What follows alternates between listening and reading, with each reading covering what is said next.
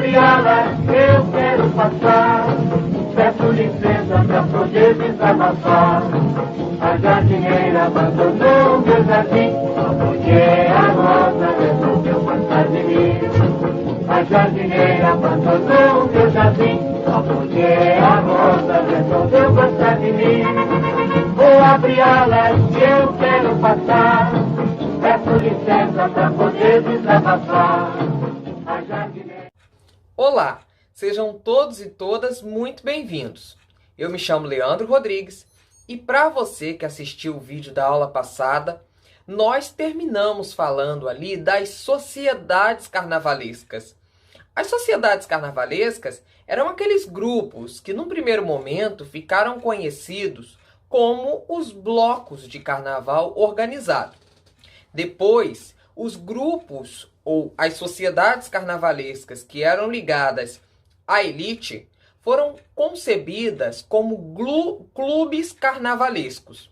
Esses grandes clubes carnavalescos mais tarde seriam conhecidos como as escolas de samba.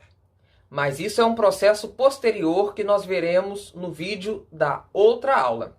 Hoje, nós nos ateremos ao fato do surgimento dessas sociedades que, de certa forma, colocou ordem ou balizou a folia provocada pelo intrudo. Mas para nós entendermos o papel proeminente dessas sociedades no carnaval e para entendermos também por que nós temos 4 dias de folia atualmente, primeiro é necessário a gente recalcar os pés no meandro da história, né? Como nós havíamos feito no outro vídeo, e voltarmos um pouco lá atrás para entendermos como funcionava o desfile. No primeiro momento, as sociedades carnavalescas, elas estabeleceram uma forma de desfilar, né? E elas desfilavam, o costume era desfilar no domingo e na terça-feira de carnaval.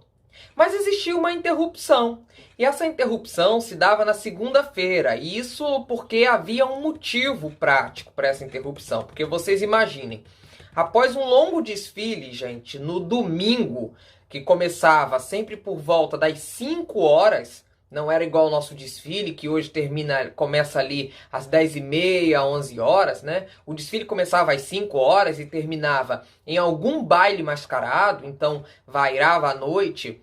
E isso no amanhecer do dia, o que acontecia? Os foliões que desfilaram nessas sociedades, ou que desfilavam, precisavam de um dia inteiro para descansar. A ressaca batia e o cansaço batia. Então, antes de mergulharem numa nova empreitada carnavalesca, que aconteceria na terça-feira, eles descansavam. Então, desfilava-se domingo, segunda parava, mas era dia de carnaval. Na terça-feira também desfilava e na quarta-feira ainda tinha festa, constituindo, portanto, os 4 dias de carnaval. Por essa razão, a segunda-feira de carnaval passou a ser considerada como um dia menos importante. E por causa disso, ocupado quase exclusivamente pelas brincadeiras populares. Então, segunda-feira era sinônimo de brincadeira de rua.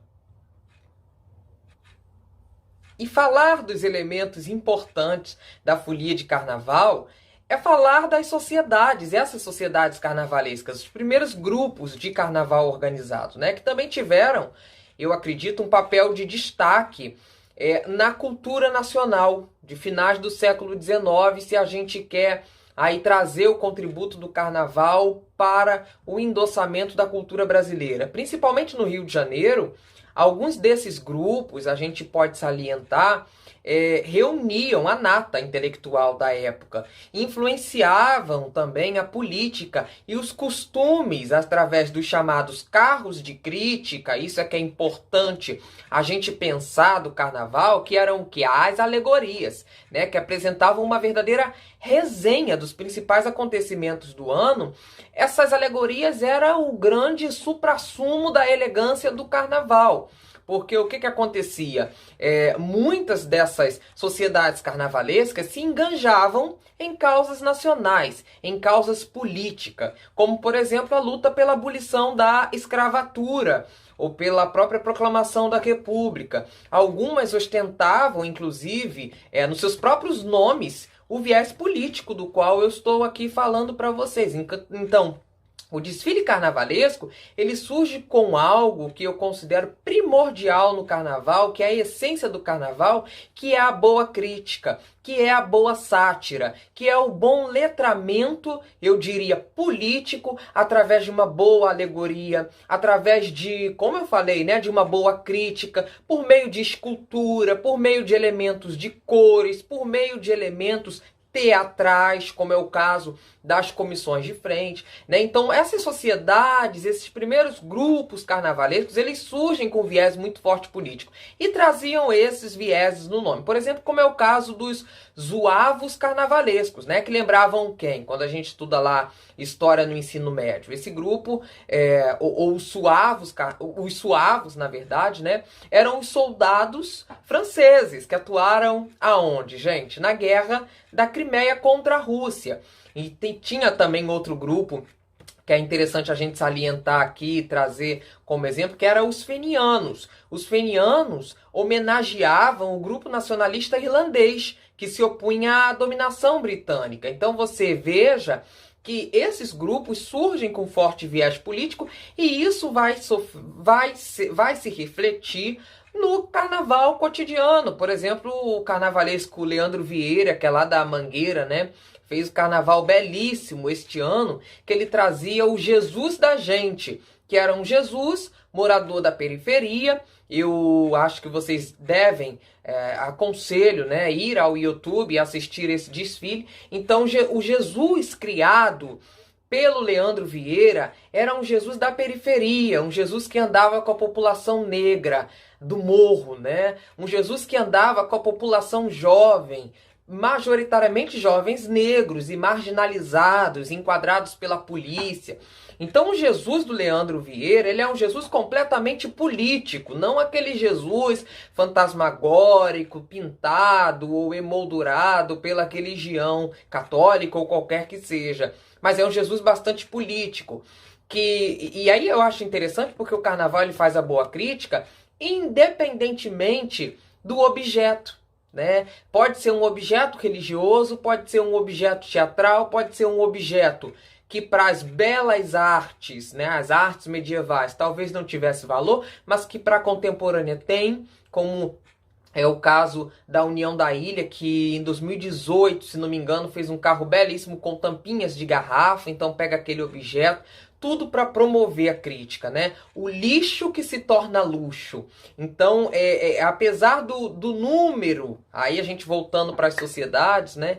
De importância dessas sociedades que promoviam aí essa boa crítica, a gente pode falar de três sociedades, três grupos primeiros, né? Que se destacariam a partir dos anos de 1880, que eram os Tenentes do Diabo. Olha o nome é interessante, né? Tenentes do Diabo, os Democráticos, de novo remetendo a um viés político, e os Fenianos, aqueles que eu já falei para vocês. E aí, no ano de 1855, surge também como um grupo potente o Euterpe Comercial, né, que era uma denominação logo mudada para suavos carnavalescos, daquele grupo que eu falei para vocês antes, alguns minutos atrás, né? E em razão da fantasia de soldado francês que eles utilizavam, é interessante também a gente pensar essa inserção do povo mascarado, do povo fantasiado no carnaval de rua, porque a máscara ela já ocorria no salão. Vocês lembram que eu falei para vocês na aula passada que os grandes salões que vieram para pôr fim à bagunça promovida pelo intrudo, né, para a pessoa participar, ela tinha que participar dessa brincadeira mascarada. E ela era o tempo inteiro vigiada pelo mestre-sala. Nós falamos isso no outro curso também. Então esses grupos, os suavos, eles se vestiam de soldado francês, né? Que era uma fantasia usada por todos os membros do grupo. Já os Tenentes do Diabo adquiriram seu nome definitivo em razão de uma história muito curiosa, que eu acho engraçado, né? Que no ano de 1861, pelo que diz a história, uma grande discussão ocorreu durante o encontro desse grupo para decidir qual era o nome deles, né? Quem deveria ser alçado ao título de tenente, o que seria o título ali o mais alto da sociedade, né? Quem era tenente nessa sociedade ganhava o título, vamos dizer, de patrono do grupo, que era o grau mais alto dentro das sociedades carnavalescas. Então, numa discussão entre eles ali, né, para acabar com a disputa que figurava renhida, o presidente da reunião, ele suspendeu a sessão, e quando ele suspende a sessão, ele grita. E qual é o grito que ele diz, né? Ele diz assim: vão todos ser tenente do diabo. Porque ele já estava de saco cheio daquela situação. E a descompostura dele foi recebida com uma calorosa aclamação, com aplausos. E o nome dessa sociedade carnavalesca foi mudado a partir de então. E eles passaram a se chamar Tenentes do Diabo. Isso é interessante, né? Para a gente pensar aí os incidentes da história. Já o Clube dos Democráticos, que foi fundado lá em 1867, quando um grupo de amigos pertencentes à sociedade carnavalesca dos 20 Amantes, que era outro grupo, resolveu comprar um conjunto, um bilhete de loteria, né? Olha aí mais uma história que é muito engraçado. Eles decidiram comprar um bilhete de loteria com a condição muito peculiar, que era de utilizar o possível prêmio na criação de um clube carnavalesco. Então você veja aí também que existe uma vontade das sociedades carnavalescas, que são pequenos grupos organizados, de tornarem-se grupos carnavalescos, que eram os grandes, aliás, clubes carnavalescos, que eram os grandes clubes que desfilavam nas grandes avenidas, na central do Brasil, como a gente vai ver mais adiante, né? Então eles se uniram e disseram: olha, vamos comprar um bilhete, e se esse bilhete vier premiado, nós faremos o nosso clube carnavalesco. O bilhete, para a sorte deles, e para coincidência do futuro, né, o bilhete foi premiado e a promessa foi cumprida. Então depois, um grupo dissidente dos Tenentes do Diabo acabaria por fundar o Clube dos Fenianos. Então isso já vai dar uma rincha política, né? E em 1869, que tinha como um de seus principais objetivos, eu acho assim, configurava o grupo dos fenianos, era lutar contra o governo imperial, porque a gente ainda não tinha tido a proclamação da República, né, que vai acontecer em 1889. Então, um dos objetivos do grupo de carnaval fenianos era lutar contra o governo imperial, que era associado à política do atraso, né? Que era algo típico do intrudo. Por que era típico do intrudo? O grupo era muito associado também com práticas do atraso, porque eles saíam quebrando, fazendo a baderna total, tal qual era no intrudo, né? Era uma forma política também de se manifestar. Essas três sociedades que eu falei aqui para vocês, elas disputariam entre si, durante décadas, a preferência dos foliões brasileiros, através não só de apresentações grandiosas nos dias de carnavais, porque como nós vimos, você tem uma linha histórica aí. Então os dias de intrudo, eu falei para vocês lá naquela primeira aula, não era só dia de sambar, não era só dia de festejar, era dia de fazer diversos jogos, desde cartas aos jogos mais perigosos, que era jogar esgoto, limões de cheiro, etc. e tal. Então, esses três grupos se apresentavam grandiosamente nos dias de carnaval, né? Por exemplo, os Tenentes do Diabo anunciavam no ano de 1875 a presença de 253 carros em seus desfiles, né? Os carros que depois se tornariam os carros alegóricos.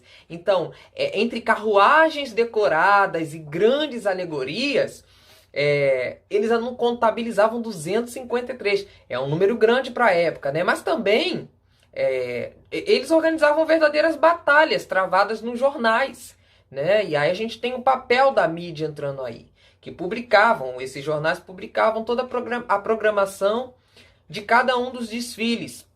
juntamente com seus famosos puffs, que seriam os versos satíricos que provocavam as outras sociedades e criticavam temas da vida pública brasileira também. Então é uma espécie de poema enredo, né?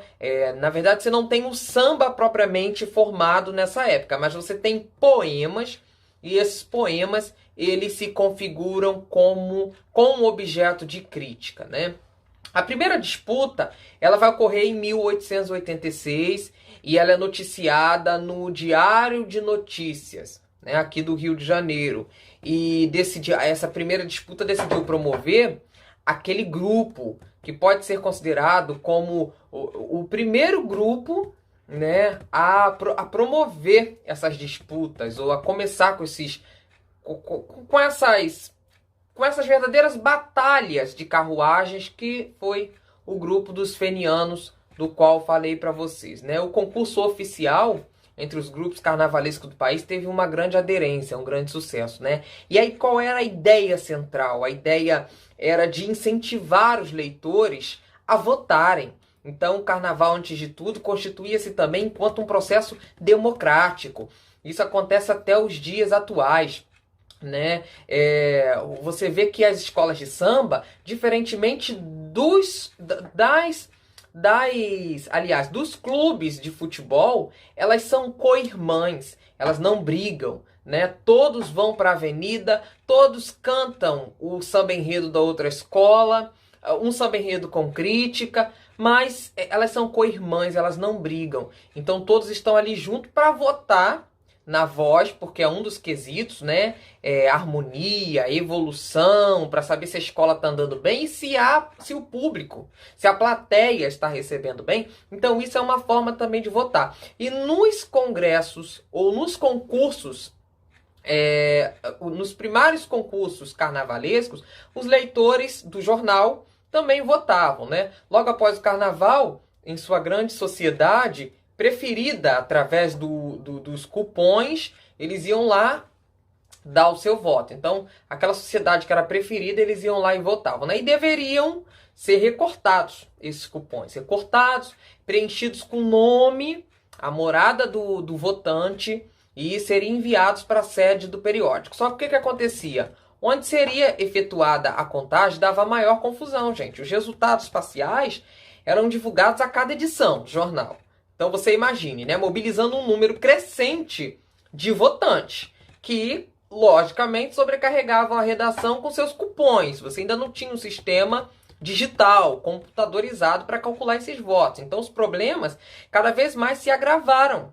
Então, após alguns dias, né, quando pessoas cujos nomes apareciam nas listagens e declaravam, e depois as pessoas ligavam para o jornal, porque não existia telefone, mas ia até o jornal e dizia que nunca participou daquela votação, isso obrigava o jornal a reiniciar várias vezes a contagem dos votos. Então isso continuava a chegar, os votos continuavam a chegar, continuavam a se acumular, óbvio, assustadoramente, encostando na casa dos 16 mil votos, para vocês terem ideia. Muita coisa mesmo para se avaliar.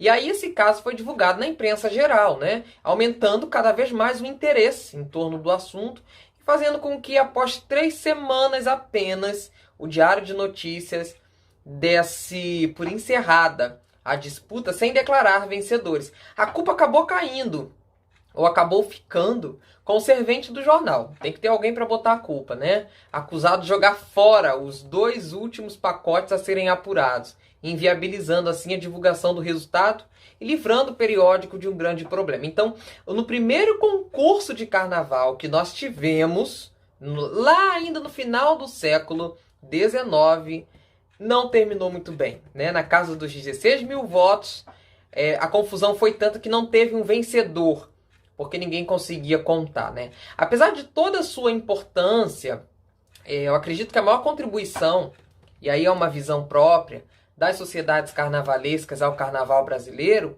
foi apresentar ao folião popular das ruas outro tipo também de divertimento, né?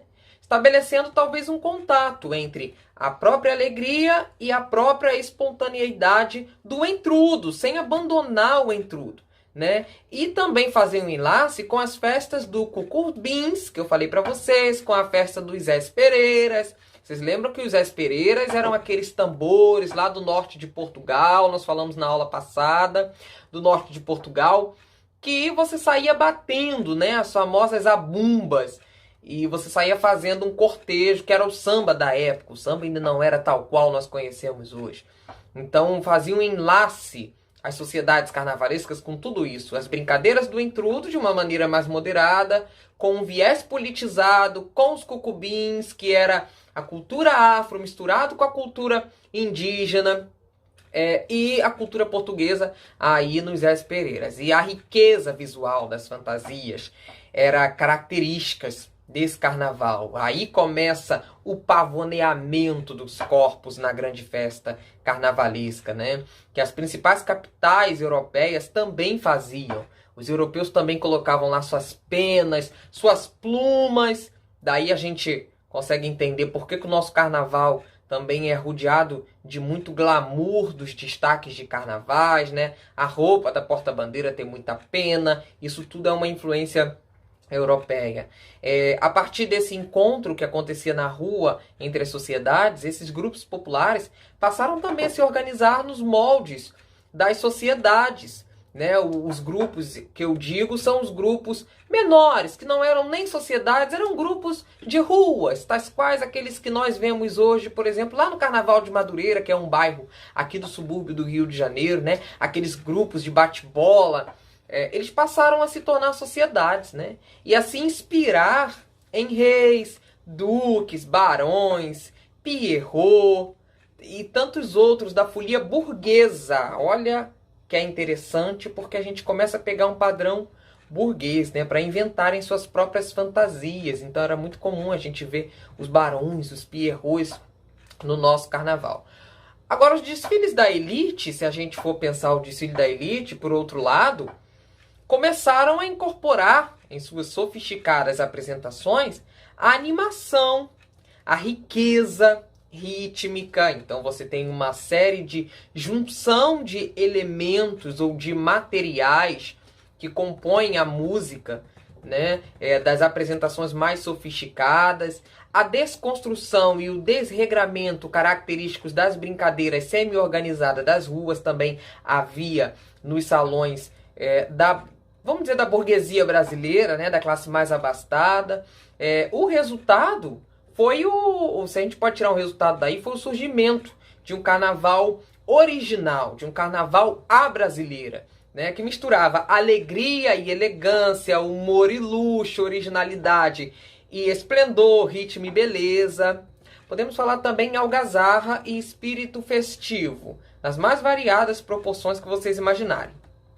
A partir de então, dessas colocações ou desses pontos que eu estou aqui trazendo para vocês, novas formas de diversão surgiram. Por exemplo, ainda no século XIX, em 1881, a imprensa já destacava que, além das sociedades, outros grupos menos vistos, lembra que eu falei para vocês dos bate-bolas e tal, que eram certos, que iriam para a folia, né? Eram menos vistos, mas não menos alegres. Esses grupos percorriam também as ruas do Rio de Janeiro, contribuindo para tornar mais ainda festivo o dia de carnaval. Um desses grupos, se a gente quer aqui salientar, e vocês podem depois procurar no Google mais informações, era o clube das Niniches, que desfilava trajando roupas de banho.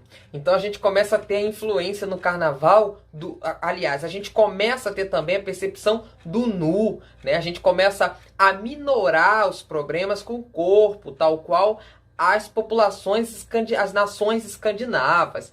O brasileiro ainda tem muito problema com o corpo nu. E o carnaval dá esse contributo pra gente, né? Que é nos liberar desse medo ou dessa falta de hábito com o próprio corpo, né? Então, eles começam a desfilar com roupa de banho, né? E o jornal Comércio, no dia 2 de março de 1881, ele diz que na frente, ele descrevendo, né, uma dessas notícias, ele diz que na frente do grupo vestido de banhista, ou com roupas de banho, ia o presidente com grande estandarte ali passeando, né? E em seguida os sócios, cada qual zabumbando com mais força, a zabumba que eu falei para vocês dos Zé Pereiras, né? Então eles iam tocando ali e tudo mais. Isso já era visto nos jornais lá do século XIX. Alguns anos depois, os jornais já destacavam também a estrondorosa recepção do público aos grupos populares. Então, no século XIX, a gente começa essa paixão pelo carnaval, né? E aí a gente pode falar alguns grupos populares, se vocês querem depois procurar na internet alguma coisa, eu posso salientar aqui, por exemplo, os Piratas do Amor. Era um grupo popular. Os 30 Diabos também, né? O Zé Pereira era um grupo. O Zé Pereira do Comércio, que se chamava, era um grupo que não podia faltar, Zé Pereira. E a própria iniciadora Cocumbinheira. Tem uma música da Elis Regina que ela vai falar da Cocumbinheira. Eu adoro Elis, toda hora cito, né? E em sua passagem triunfal pela Rua do Ouvidor, eles arrastavam, assim, verdadeiras multidões. Porque a Rua do Ouvidor foi a nossa grande Marquês de Sapucaí, por muito tempo.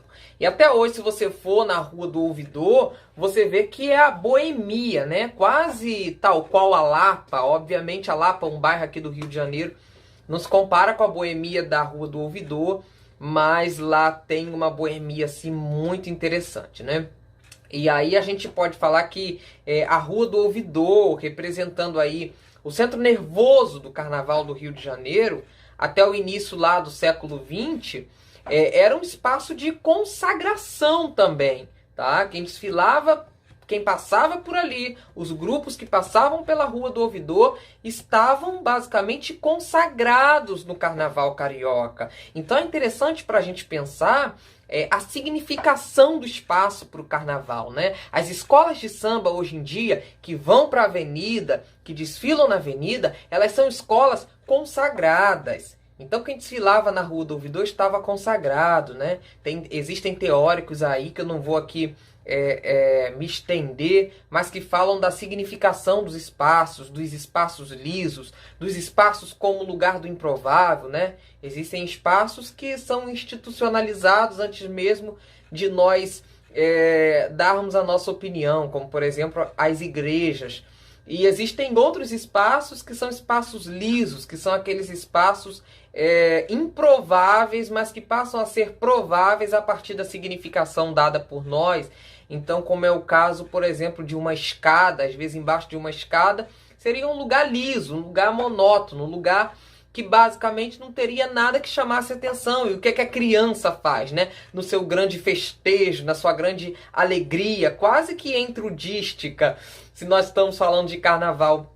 A criança vai embaixo da escada e ela inventa uma casa, ela inventa um apartamento, ela inventa uma brincadeira. Então ela pega um lugar que é liso e ela significa esse lugar. E o carnaval ele faz isso, né? Ele pega pessoas, ele pega regiões, ele pega ruas e passa a significar. Então a Rua do Ouvidor ela ganha uma significância muito grande. Então para desfilar ali tinha que ser um grupo consagrado.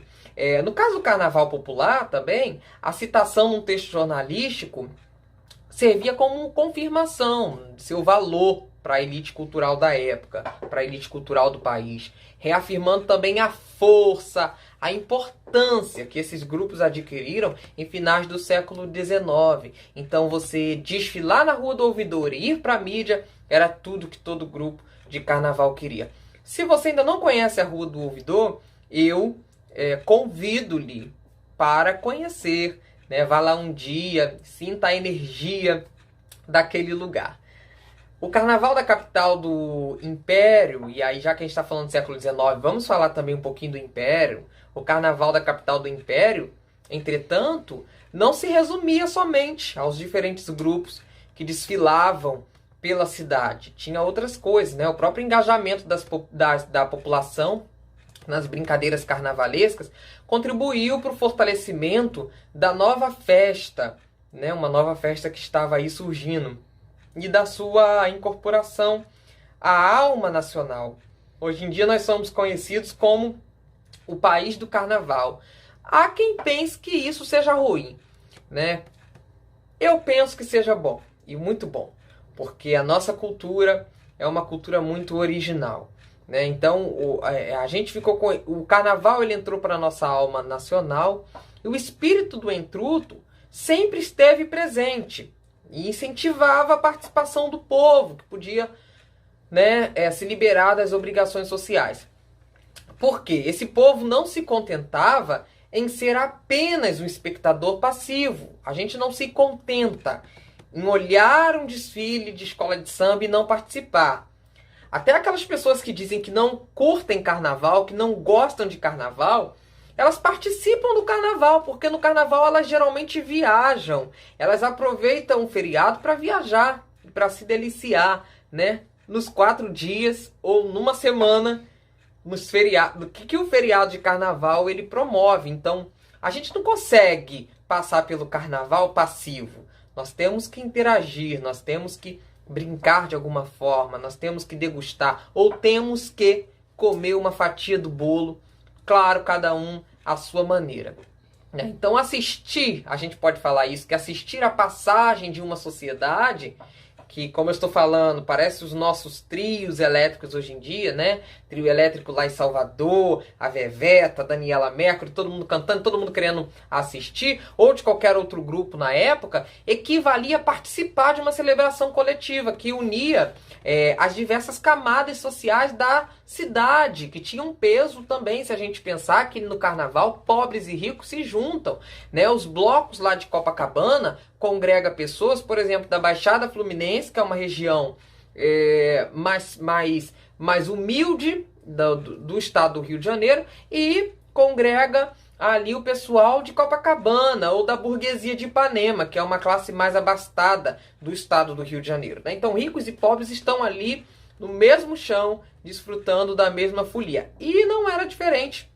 Não era diferente no século passado, no início do século passado, né? A galera ocupava cada centímetro, gente, cada centímetro era ocupado, centímetro das estreitas calçadinhas do Rio, né? E dos balcões dos sobrados, que eram como se fossem os bares, a galera ocupava mesmo. Quem anda ali pelo centro do Rio de Janeiro, quem teve a oportunidade de conhecer, sabe que as ruas são estreitas, mas o povo tomava conta como toma até hoje nos grandes blocos, né? Anitta, Ludmilla, etc e tal.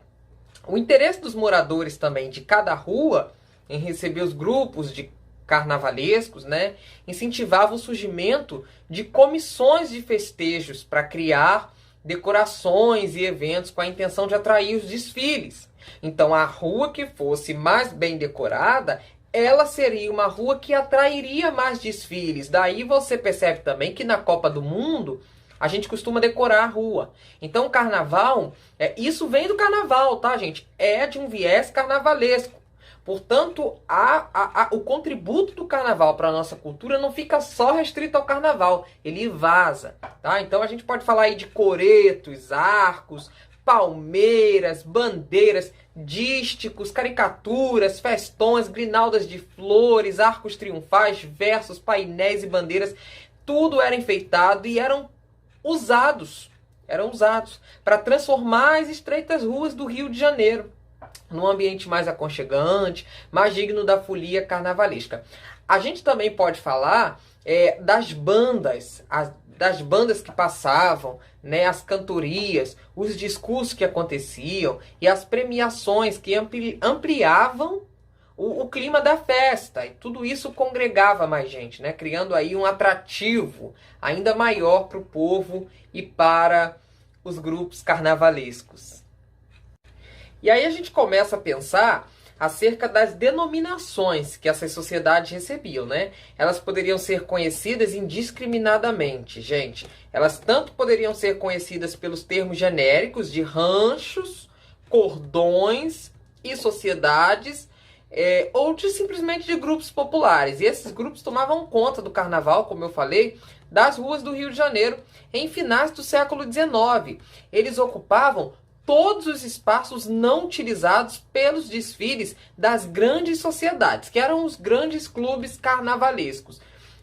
Havia grupos também para todos os gostos, desde os mais organizados, desfilando ao som das melodias harmoniosas e bem compassadas, acompanhadas de violões e instrumentos de sopro, até os mais agressivos, musicalmente falando, né? Que se apresentavam ao som de batuques acompanhados de tambores. Esses grupos de batuques e tambores eram mais agressivos no sentido da rítmica. Era uma rítmica mais acelerada, uma rítmica muito mais tocante e muito mais parecida com o samba que nós conhecemos hoje. Com a entrada do século XX, a elite sempre procurou mais se destacar, né? E procurou também retomar o domínio da folia nas ruas, porque lembra que eu falei para vocês, linha do tempo aqui agora, o primeiro momento, o intrudo, ele era feito nas ruas, né? Era dominado pela população escravizada, pela população mais desvalida, e depois, no segundo momento, dentro das casas da grande burguesia. Aí o carnaval, para eles tentarem colocar um fim naquelas bagunças do intrudo, da população em geral, né? Dos festins que os negros escravizados promoviam, eles começaram a fazer esses carnavais dentro das casas. Depois passaram para os bailes de máscara, né? O baile mascarado. E o que aconteceu? Agora o carnaval estava na rua, outra vez. Então a elite queria retomar o domínio da folia nas ruas, né? Organizando as batalhas de confete. Então é quando entra o confete. Vocês lembram aquela música lá, né? Confete. Coloca aí, produção, por favor. Ó a música, confete, pedacinho colorido de saudade. Ai, ai, ai, ai. Ao te ver na fantasia que usei, confete, confesso que chorei. Confete. Viu só? Então, a música, linda música, né? Confete, pedacinho colorido de saudade. Ai, ai, ai, ai. Então, a elite começa a organizar essas batalhas de jogar confete, ou que nós chamamos e conhecemos hoje em dia como Batalha de Flores. Até hoje também o carnaval, vocês já devem ter ouvido essa expressão, né? A Batalha das Flores, logo no início do ano. Que também pode ser as flores dedicadas a Iemanjá, né? Também tem essa questão aí para quem é de matriz africana, muito bonita. Então essas batalhas de flores, essas guerras de confete promovida, patrocinada pela elite, elas aconteciam na recém-inaugurada Avenida Beira-Mar. E as pessoas desfilavam com fantasias, né, fantasiadas em suas carruagens pela igualmente nova Avenida Central do Brasil. Então as pessoas ainda não chamava do Brasil, né? Chamava só Avenida Central. Então as pessoas desfilavam ali nos carros, colocavam várias flores em cima dos carros, como vai aparecer aí para vocês na imagem, como está aparecendo aí. Então era assim, eram os carros alegóricos, né? A segunda-feira de carnaval, tradicionalmente dedicada aos grupos populares, então passa a ser conhecida como o Dia dos Ranchos. Os ranchos, eu falei para vocês, que são aqueles grupos menores, mas que também têm o seu lugar na festa. À medida que as duas primeiras décadas do século XX avançaram, a confusão que misturava ranchos, cordões, olha a denominação até hoje que existe, a gente tem que lembrar do cordão do Bola Preta, né? Então esse termo ainda permanece. Então essa confusão que misturava aí os ranchos, os cordões, as sociedades, vai aos poucos se desfazendo, e o que é escola de samba, o que é um clube de carnaval vai se fundindo, o que é um bloco carnavalesco, isso vai ficando mais claro para a gente, né? O termo sociedade seria cada vez mais associado aos grandes clubes carnavalescos, aos seus desfiles grandiosos, com bandas e com alegorias. Então não bastava mais para você fazer parte de uma grande sociedade, você só fazer a batucada. Não, tinha que ter alegoria, tinha que ter adereço, tinha que ter critérios. Aí começa o critério para um grupo organizado de carnaval. Aí começa o critério das escolas de samba, vamos dizer assim, né, de grosso modo, o que viria a ser as escolas de samba. Então os ranchos e os cordões seriam os grupos populares mais simples, mais singelos, ao mesmo tempo os mais originais, porque ali estava o povo sem critério nenhum curtindo a festa, né? Identificado com os tradicionais também ranchos de baianas do século XVIII, que acontecia já no século XVIII, a gente já tinha ranchos de baiana, né? E com os ranchos de reis, que proliferavam no Rio de Janeiro desde os anos de 1830, os ranchos carnavalescos foram assumindo a face mais harmoniosa e palatável do carnaval popular, porque era associado aos grupos fantasiados e a uma musicalidade mais suave, né, ou mais rítmica.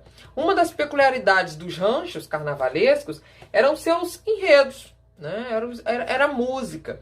Então, geralmente, essa música era uma lenda, isso é interessante, tinha que ser uma lenda, tinha que ter conteúdo a letra.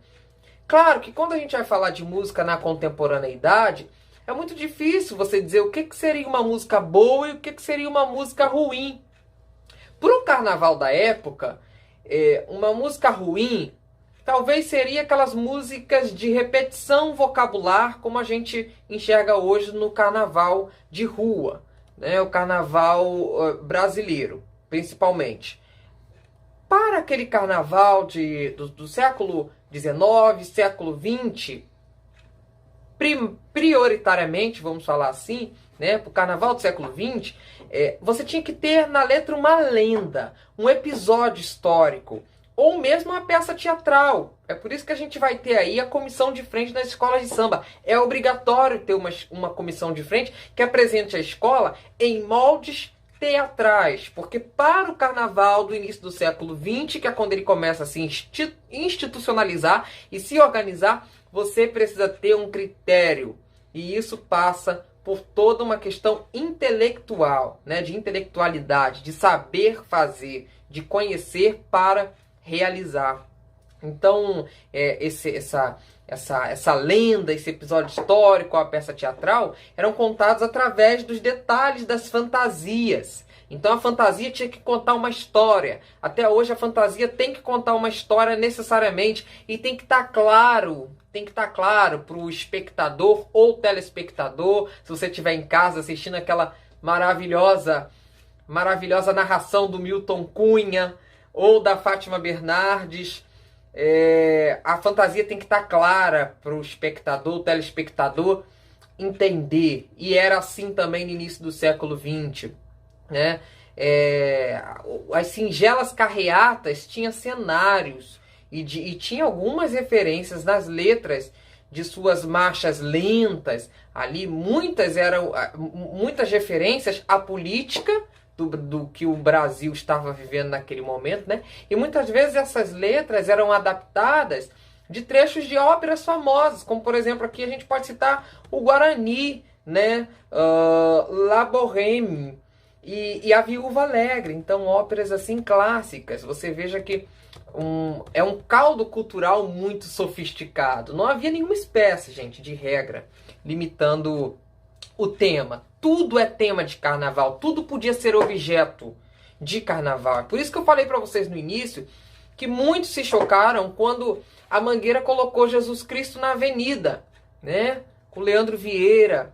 Muitos se chocaram e muitos se chocam quando veio uma porta-bandeira às vezes vestida de Nossa Senhora, como eu já vi, Nossa Senhora Aparecida, belíssima, uma fantasia riquíssima, né? Porque pro carnaval tudo pode ser falado, é a festa do povo, né? A festa da humanidade. E se ele não falar da humanidade, do que mais ele pode falar? Então, pro carnaval tudo pode ser falado. Então não havia aí limites para tema, o que explica também a grande variedade que surgia e que surge até hoje nos enredos, né? Alguns exemplos que eram trabalhados, por exemplo, no carnaval de 1920, 1930, se vocês querem que eu traga aqui, era Salomão e a Rainha de Sabá, por exemplo, né? Uma história lindíssima, bíblica, que era muito encenada.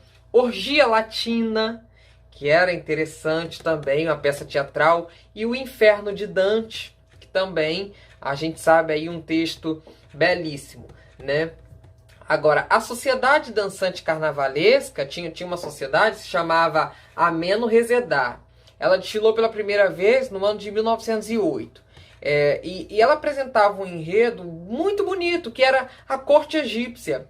E tornou-se rapidamente o grande modelo a ser imitado. Por quê? Porque ela colocou o sarrafo lá em cima, né? Ela colocou o patamar muito alto. A organização de seus desfiles tinha enredo, tinha fantasia, tinha cenografia.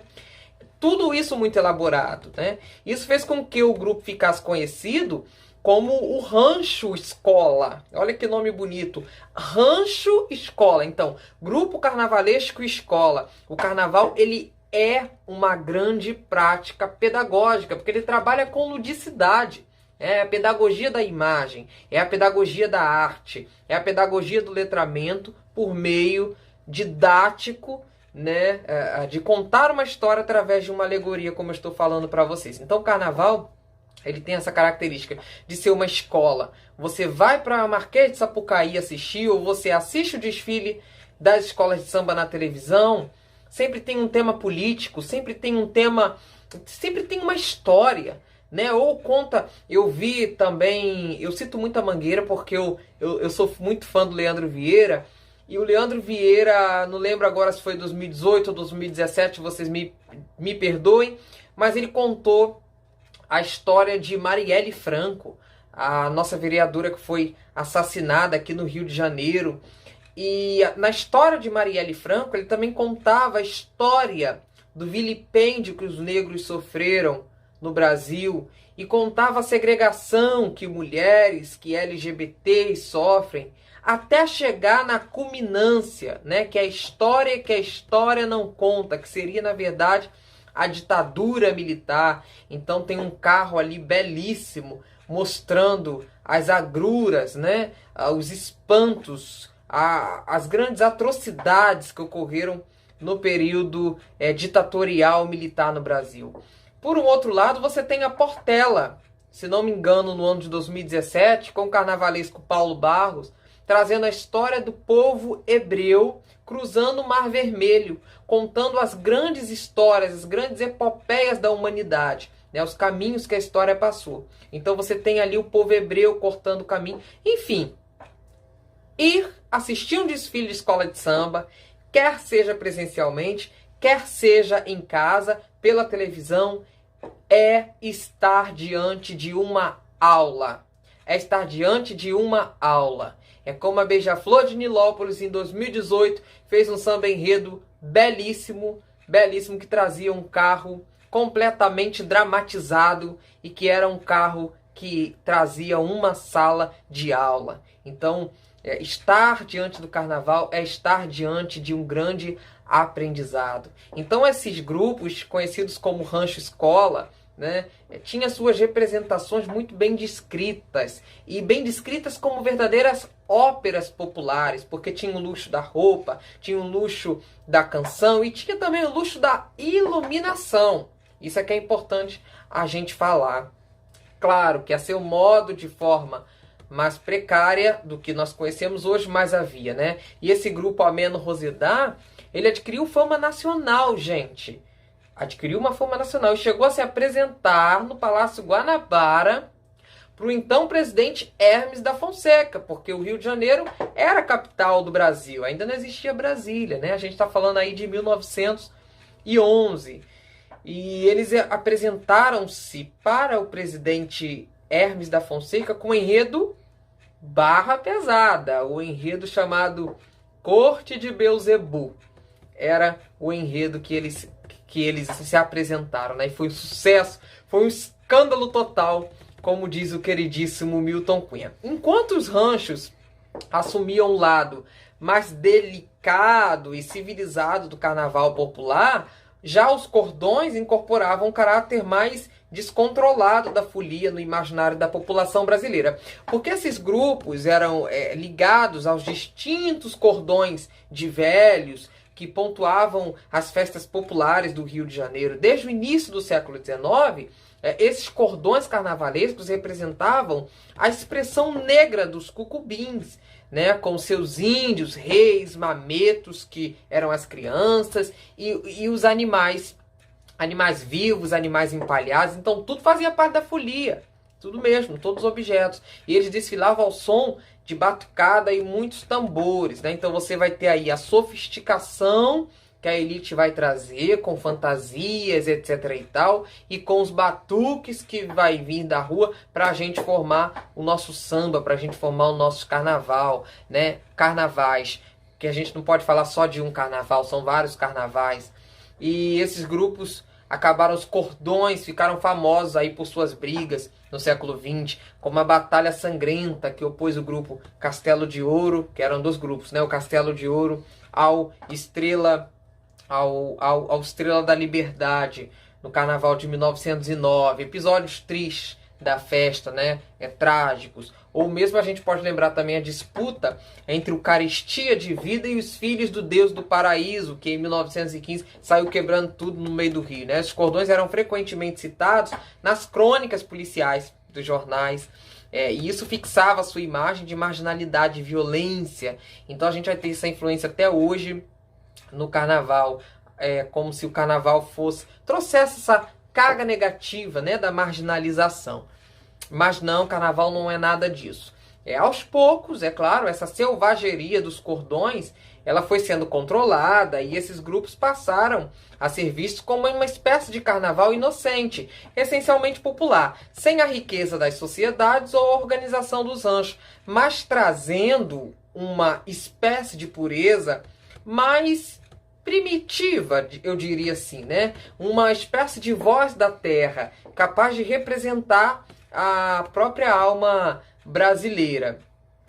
Logo após o sucesso do primeiro desfile do Congresso das Sumidades Carnavalescas, que ocorreu em 1855, os jornais já comparavam o evento aos cursos carnavalescos, que fizeram o sucesso do antigo carnaval de Roma, né, que eram grandes carnavais, grandes bailados, grandes festas. A partir de então, os grupos fantasiados em carruagens abertas se difundiram. A partir de 1855, os grupos fantasiados se difundiram por todas as grandes cidades brasileiras. Então, aí a gente tem um marco da transformação do carnaval. No início do século XX, a chegada dos primeiros automóveis, também é importante a gente falar isso, ao país, fez também recrudescer a brincadeira, né? Que, chamada simplesmente de corso, se transformaria no divertimento mais elegante do carnaval. Passear com seu carro, o que era o corso? Era passear com seu carro motorizado pela recém-inaugurada Avenida Central, que existe até hoje no estado do Rio de Janeiro, né? Passear com seu carro motorizado, todo enfeitado, era o suprassumo da elegância carnavalesca. E era recorrente ver nessa época anúncios de aluguel de automóveis ou mesmo de motoristas para pilotar, já que era uma novidade. No Brasil não tinha muito motorista, né, gente? Para os 4 dias de folia você alugava, e isso se espalhava pelos jornais da época. Assim, vocês podem ir na Biblioteca Nacional ou no Arquivo Nacional, que vocês encontrarão lá mais informações. Tem a aba digital do arquivo, vocês não precisam sair de casa para pesquisar isso não, se vocês estiverem com a curiosidade, tá, gente? Aí a moda do corso, que é a moda de sair com seu carrão todo fantasiado, etc e tal, foi um grande incentivo ao reaparecimento da Batalha das Flores, aquela que eu falei para vocês no início, que era enfeitar o carro todo de flor e ir pra rua, né? A moda lá da cidade de Nice. Iniciadas pela princesa Isabel também, a gente tem que falar da corte, que a corte também gostava de carnaval, viu, gente? Em 1888, com a promoção de um evento carnavalesco em Petrópolis, que ela promoveu, ela queria um carnaval em Petrópolis, então vamos promover esse carnaval. Esses verdadeiros bailes a céu aberto consistiram no lançamento de buquês de flores entre os grupos fantasiados, né, desfilando sobre carruagens ou, mais tarde, automóveis pelas ruas da cidade. Então, jogar flores, olha que coisa poética, olha que coisa bonita no carnaval, era algo muito bem-vindo, muito bem visto e muito acolhido pelas pessoas no segundo momento, né? Então, você veja que tem uma troca, se você reparar. Uma troca porque as pessoas deixam de jogar água de esgoto, a água de esgoto lá do entrudo que nós falamos, deixam de jogar os limões de cheiro para jogar flores. Confete e flores. Então, isso é bem melhor, né, gente? Muito melhor. Em 1804, acontecia a primeira Batalha de Flores oficial. Isso foi oficializado, promovida pela prefeitura, na Praça da República, lá no centro do Rio de Janeiro. 2 anos depois, as flores seriam substituídas, porque ninguém tinha muito dinheiro para estar comprando flor, né? Por uma nova munição, que era mais barata, né? E muito mais abundante, que eram as batalhas de confete, voltando, que ocupariam a nova Avenida Beira-Mar. O próprio presidente da República, então Afonso Pena, participou de uma dessas brincadeiras, juntamente com sua família, no ano de 1907. Com todo esse investimento, o Corso, essa grande brincadeira, se tornaria o mais importante evento carnavalesco das primeiras décadas do século XX, mobilizando a elite fuliã que ocupava cada milímetro das ruas durante o carnaval, somente abrindo espaço para os grupos populares e as grandes sociedades em horários pré-determinados controlados pelas autoridades. Agora, a gente pode falar que esses desfiles também, né, a partir dos anos 1930, o carnaval oficial das ruas começava a mudar, né? Estava passando por modificação, perdendo o papel de diversão da elite e se transformando cada vez mais na festa cultural da brasilidade.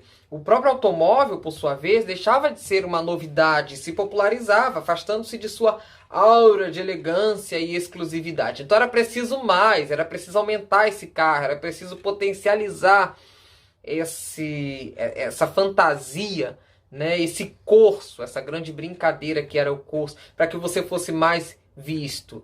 Com isso, o corso ia lentamente desaparecendo, deixando as ruas definitivamente nas mãos e nos pés do carnaval popular. Os foliões mais sofisticados deixariam o espaço das ruas, mas continuariam a realizar suas batalhas de confete em recintos fechados, nos grandes bailes dos clubes e teatros. E a gente tem o ir e vir do carnaval, né? O costume de jogar líquidos e outras coisas, como eu falei para vocês, uns nos outros durante o dia de carnaval, é tão antigo quanto o Brasil. A gente tem que pensar isso também. No tempo do velho entrudo, eles serviam de munição, né, os limões de cheiro, as águas de esgoto, a bacia cheia de xixi, ou outras coisas mais. Ou até mesmo fezes. Sim, fezes mesmo. Né? Mas mesmo depois da chegada dos passeios, a fantasia e bailes carnavalescos ao país, no século XIX, a lambança continuava. Tudo isso que eu estou falando para você não se ausentou, gente. A gente tem um recrudescimento, a gente tem uma diminuição. Mas, na verdade, nós não temos a eliminação desses costumes do entrudo. Isso ainda é trazido, né? As tentativas de substituir as grandes seringas cheias de líquidos ou imundícies por estalinhos de papel picado, que eram os confetes, não deu muito resultado, o resultado esperado, porque o povo ainda estava com muitos costumes. Em 1892, com a importação dos moderníssimos confetes recém-lançados em Paris, a coisa começou a mudar de figura, né? Os pequenos círculos de papel dourado, que aí já era um confete mais sofisticado, já era uma coisa mais elaborada, né? Os pequenos círculos de papel dourado, esses papéis ou prateados, encheram as ruas das grandes cidades brasileiras, ganharam cores variadas e passaram a ser elementos quase obrigatórios de qualquer folião. Você tinha que ter na sua bolsa para você sair, para você curtir o carnaval. Então, vários artefatos foram então inventados para auxiliar na tarefa de lançar os papeizinhos ou defender-se deles como as máscaras. Então uma coisa leva a outra. Você tem um confete, você vai lançar o confete, mas você tem que ter algo para se proteger do confete. Então aproveita, pega a máscara que era usada no salão e começa a usar na rua. Enfim, uma coisa levando a outra, né? Para proteger o rosto daquelas mocinhas muito delicadas, aquela coisa, né? Ou as garrafas de material frágil, que essas garrafas elas espalhavam confetes quando eram quebradas na cabeça de alguém. Então eles desenvolviam garrafas mais frágeis que eles quebravam na cabeça de alguém. Quase ao mesmo tempo surgia a serpentina. A gente tem que falar também da invenção desses artefatos que fazem o carnaval, né? Então surgia junto com o confete a serpentina, que era comercializada em Paris. Então veja que tudo nosso era exportado de Paris, né? Era comercializado em Paris no ano de 1893, quando conta-se um fabricante esperto, sempre tem um fabricante capitalista esperto, enfim, percebeu o potencial carnavalesco daquelas longas fitas de papel lançadas entre si pelas telegrafistas no final do expediente. Elas ficavam jogando e era uma solução simples, barata, alegre, divertida. Ele começou a fabricar o que hoje nós conhecemos como serpentina. A dupla confete e serpentina, então, reinaria absoluta nos carnavais mais sofisticados do Brasil, até o surgimento, em 1906, de uma novidade estonteante. Que era o quê? O lança-perfume. Coloca a música da Rita Lee aí pra gente.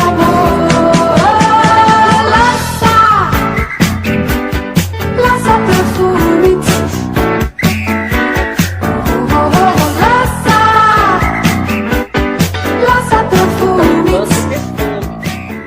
Esses frágeis frascos contendo cloreto de etila se tornariam uma verdadeira febre carnavalesca.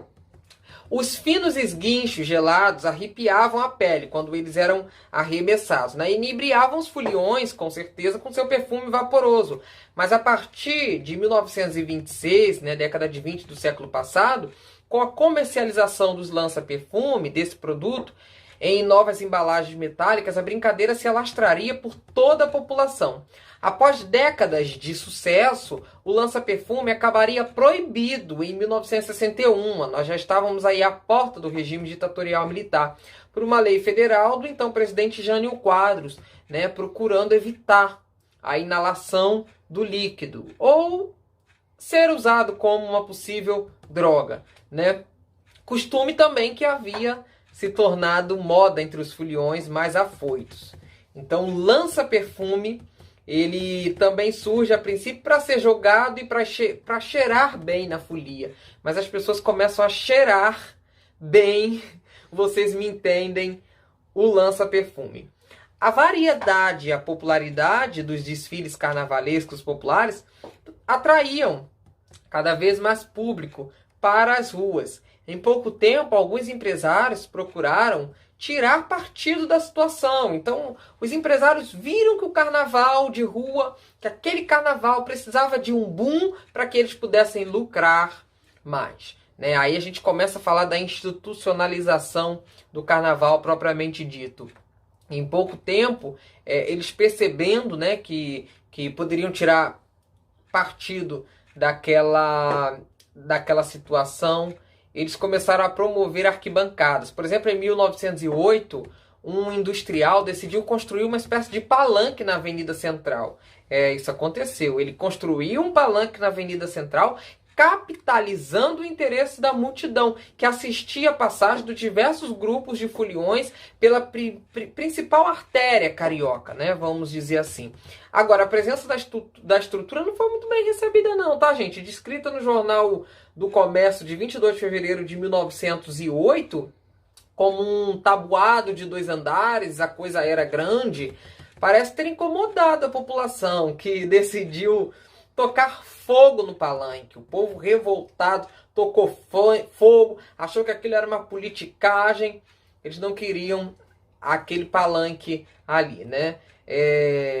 E aquilo causou o primeiro incêndio da nova avenida, né, da Avenida Central. O bafafá foi tão grande, né, e parece ter intimidado os empreendedores, porque dias depois, ninguém colocou mais nada. Agora, uma arquibancada, depois de 2 semanas, vamos dizer aí, né, uma arquibancada de cerca de 40 metros foi construída, né, na mesma avenida com o objetivo de, olha só, alugar cadeiras. Então, prestem bem atenção. O primeiro empreendimento não deu certo, mas um outro foi lá e viu que o povo ficava em pé e tinha gente que queria sentar no meio da folia.